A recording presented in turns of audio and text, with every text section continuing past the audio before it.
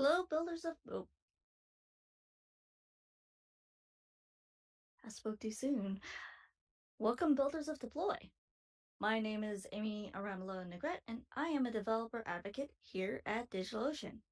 And to just make sure everyone's in the right place, we're going to be talking about serverless health and observability.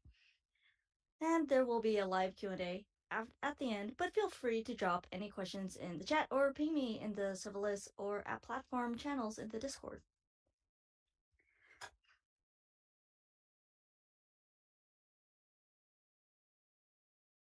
Oops. Oops. Sorry about that. I found this very appropriate, if not thorough, quote on Newsstack about the difference between monitoring and observability. It's long, so I won't read it out loud. You can catch it on the slide. But specifically, the monitoring tracks the overall health of an application, while observability provides insight on what and why of the operations. All the quotes and resources like these I cite here will be posted later either on my Twitter or along with the slide resources. But the important concept to take away from all of these words is that you need monitoring in place to have observability. They're two very different but tightly coupled concepts.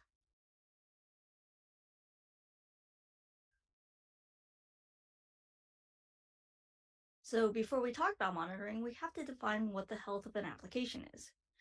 We need to know if it's alive and running, it's running accurately, and that it's running efficiently. Is the application doing what we expect it to be doing? And there's a way to figure those out. Let's just go over the main metrics.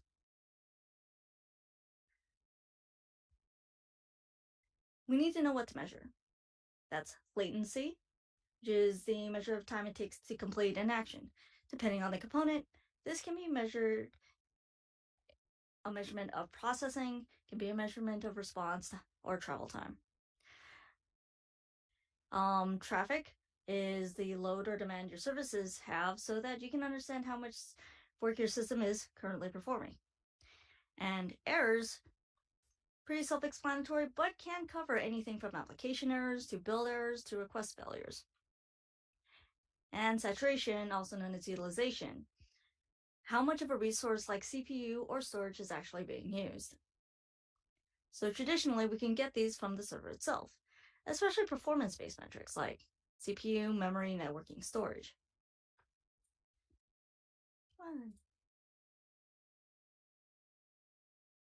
That's a little animation there. A lot of these metrics can be difficult to get when you're talking about distributed or serverless environments. And they're fairly important, especially where you're trying to measure the performance or the cost of an application. Just gonna pause here, guys. And before I can go into why it's hard, I have to unfortunately define what is serverless. This slide shows up in every one of my serverless decks because it is a concept that is fairly easy to explain but very easy to forget, and you will see in every serverless talk someone have to re-explain what it actually is all the time. So serverless refers to a managed service component offered by the cloud provider. These services require no provisioned infrastructure, and its computes are rather small and ephemeral. Managed services are built, maintained, and optimized by the cloud provider, and there's no access to the native metrics, only a subset that the provider exposes. Sorry about that.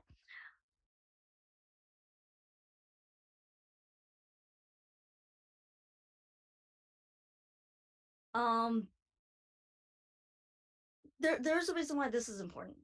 It's not just functions, because when generally people talk about serverless, they talk about functions. This also can talk about messaging, can talk about databases, storage. Anytime you can use a service that is not a SaaS, which is a fully actualized application, just using your provider's resources without having to provision it yourself.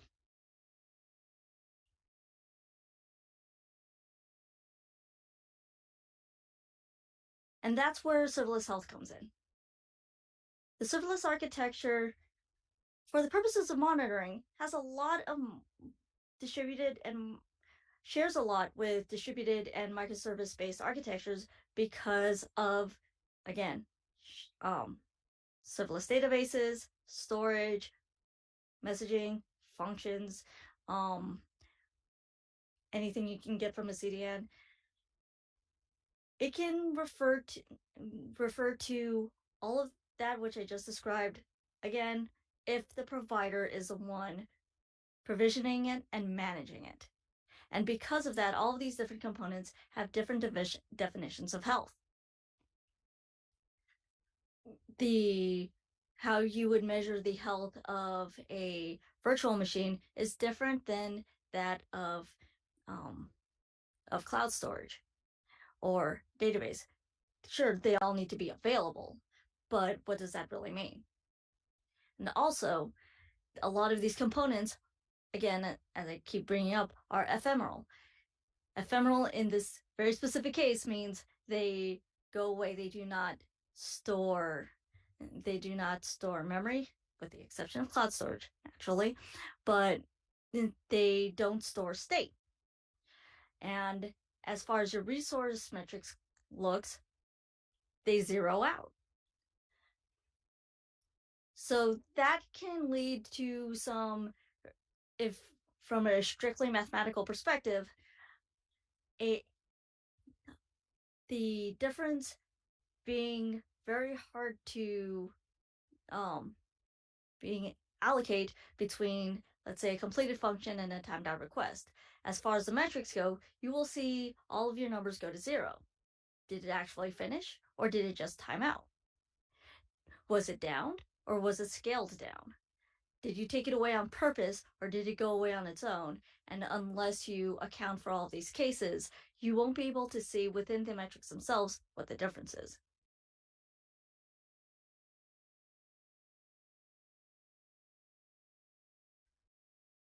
So before I described traditional application metrics as, what do these numbers mean? Do these numbers exist? What can they tell us about the performance of our application? So we're going to redefine that just a little bit. We're going to take that concept and put it on our requests, our applications, and our components. Our component health is going to tell us if it's alive. This is the availability of your functions, your availability of your databases, and of your storage. A lot of that can be done through unit testing and routine health checks. Same thing as if this is how you would treat a full machine. You would also want to through those health checks also test the readiness. Sure, it's available and you can read from it, but can you write to it? Is it doing the things you expect it to do as if it is a sole component? Again, unit testing, health checks, all of those will help with that. Application health will refer to the aggregate testing. This is all of the code you put up, making sure the IAC is doing what it needs to do, making sure it can connect to any dependent services or external services. A lot of serverless applications are built with the main goal of acting as a trafficking go-between of third-party SaaS services and your internal database infrastructure, whether it's a data lake, or just a single database. Finally, request health. This is going to be your end-to-end testing, your smoke tests, all of those sorts of information that you need in order to determine if the viability of a request is there. You want to profile your request traffic and your resource utilization. This will help measure both the accuracy of your application and the efficiency. This is where you would put your benchmarks to make sure that the utilization of resources per request, is it going up or is it staying the same? If there are no changes and the usage and your end user usage stays the same, then it should stay the same, but very often it will go up, and you will need to find out why. That this is where that information is. If you take all of these metrics and you break them down by resource and integrating that information together and aggregating them, that's where the observability portion comes in. It's getting the insights from all of these numbers. It's just these numbers are now much more distributed. They're in a bunch of different places, and you can't just have the numbers already written out for you that you can pull out. But by doing this minor redefinition and that aggregation, we can figure out if our application is running as expected. And from there, we can also see the conditions of where failures happen or where health happens. Both are equally important.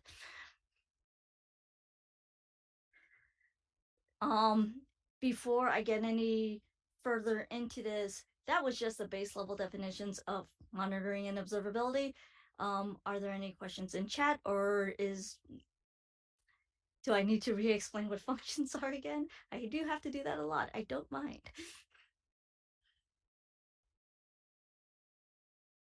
And if not, that's okay. Again, there will be a Q&A later. There's also a bunch of resources on the DigitalOcean YouTube channel about how all of this works, because it's one of my favorite. Serverless is my favorite topic. I like to talk about it a lot. So we're going to look a bit, take a nice little walkthrough of what the app platform insights dashboard looks like. This is where you're going to get a lot of those metrics and a lot of those insights and observability that I explained earlier. So App Platform is DigitalOcean's platform as a service. It also acts as a collection of our serverless products. You can go to get your metrics for functions from it. You can have your connections to your databases, all of that interesting stuff. This is where you will find it if you are looking for a native and simple native solution. I will go into your options later if you need a little bit more than this. So here's a very small demo. The application is not a fully integrated, useful application. It's a couple of sample apps I kind of jury-rigged together. So if this is going to be your functions, I'm going to put some numbers up. I'm going to run this function through here just to make sure that we have some numbers to work with. Okay, this is the Python Jokes demo app. And Python people are funny. Obfuscated reality mappers are also useful database tools, I guess. That's a deep joke. But just for that, we're going to actually see what this actually shows up as insights. Okay. There we go. So I'm going to do last hour.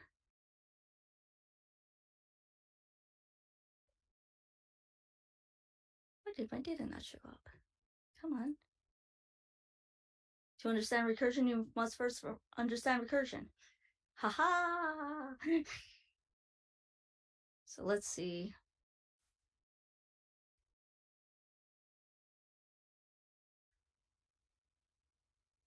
Normally this comes up a bit quicker. Not sure why it didn't just now. Oh, there it is. There's my dots. There's my dots. I thought 5 minutes was window, not the refresh time. But that's okay. So because it's a demo app, it won't throw an error because all it's doing is hitting the Python jokes repository.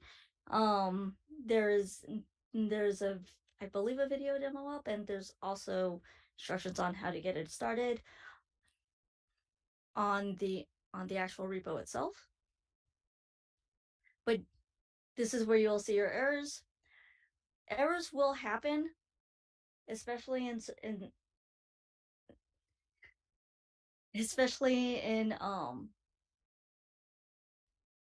serverless applications, because maybe it's waiting for a resource, maybe it is returning because it's lost connectivity. That is why we also do those other component health checks.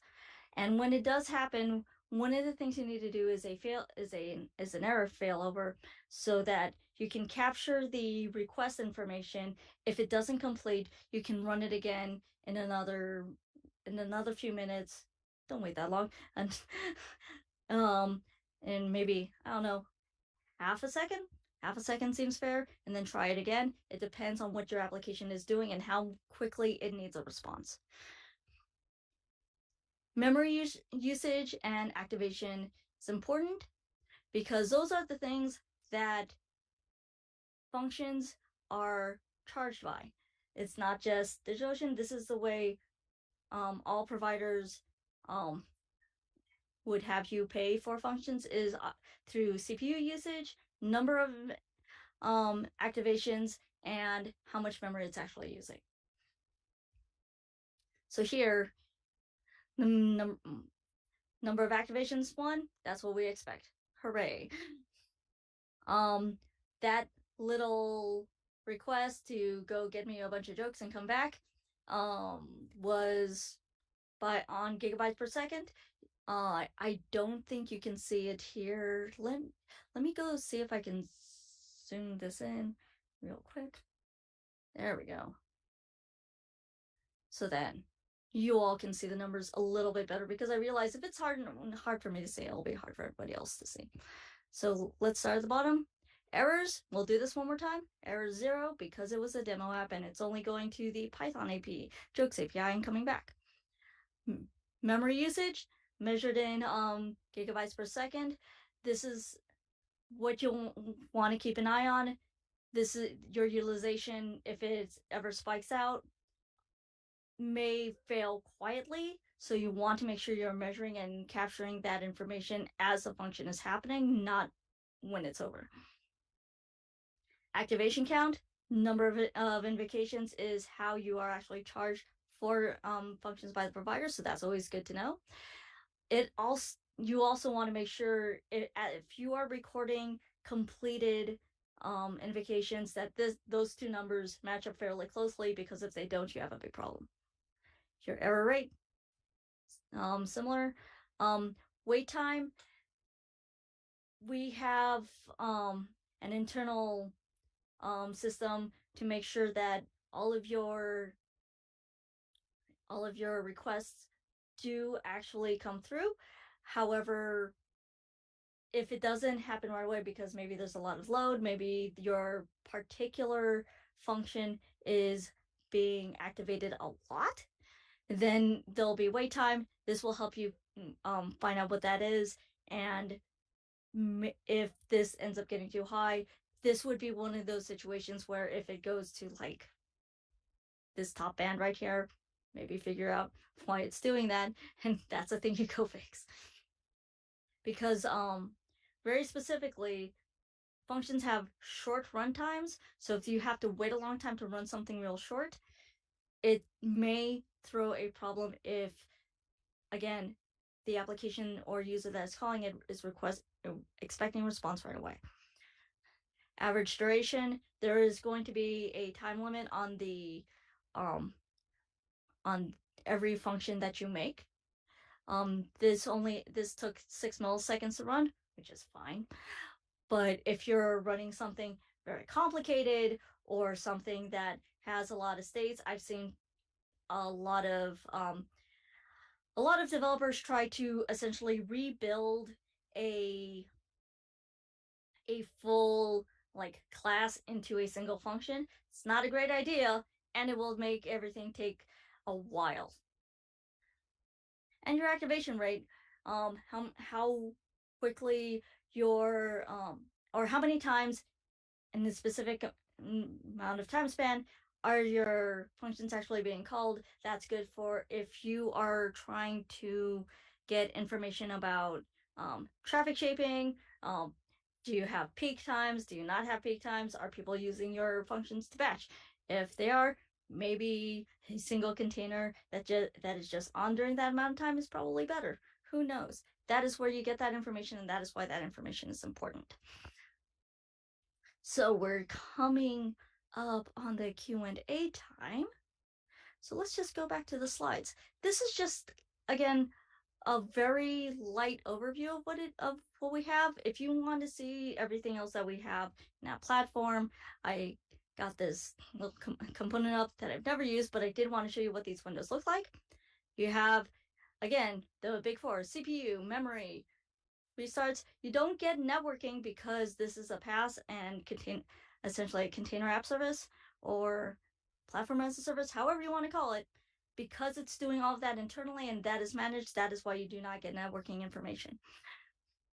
You will want to offload your logs and do all those measurements on your own if you need that kind of granularity in your application.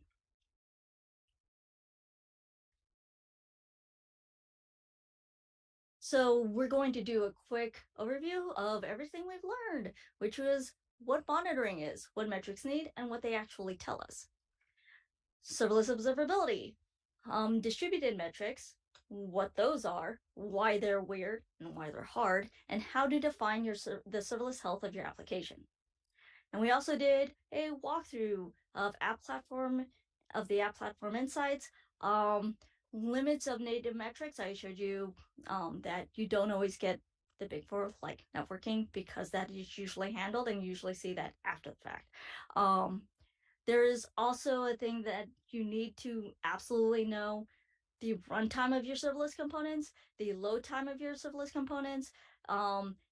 Maybe you're using a database that has a file blob size limit that you can't just keep dumping information during a single call. Maybe it has a batch limit.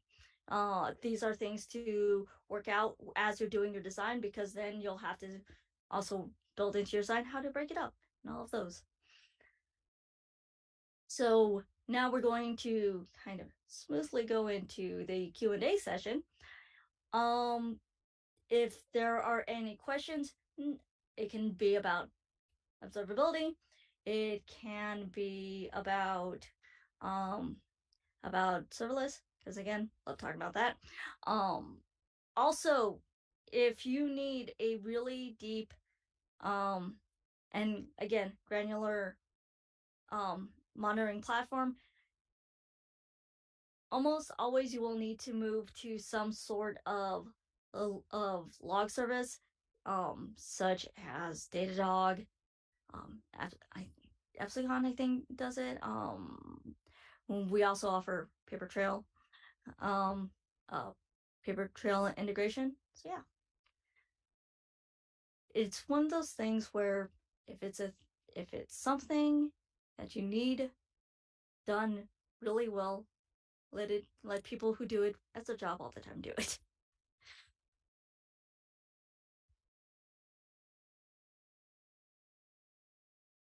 So yeah, I'm gonna actually leave this up for a little bit in case anyone has anything.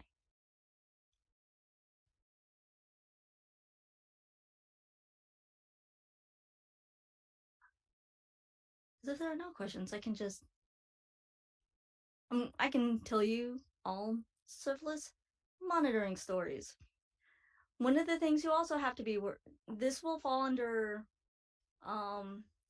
both the getting networking metrics as well as your request health. I was on an engagement once where we were doing I am over time. I apologize. I'll put that story else somewhere. I have told it a bunch. It's in one of the videos, I promise. And yeah.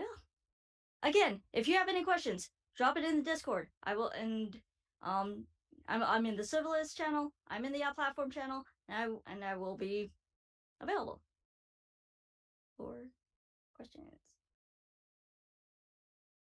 So thank you, everyone, for attending this very rapid fire talk about serverless observability.